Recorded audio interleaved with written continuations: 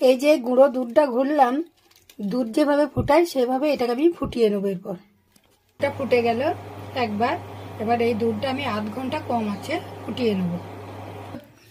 দুধটা কতটা মোটা হয়ে সর পড়েছে দেখুন। এই সরটাকে এরকম একটা বাটির মধ্যে এবার আমি তুলে নেব।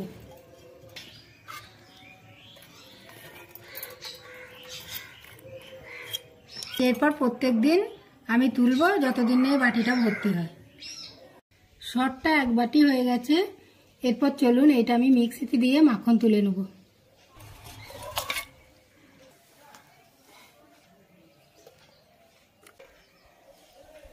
10 টাকার আমুল দুধের প্যাকেট থেকে কতটা নুনি উঠলো দেখুন। নুনিটা জমা করতে করতে এতটা হয়েছে। এরপর এটাকে আমি ঘি বানিয়ে নেব।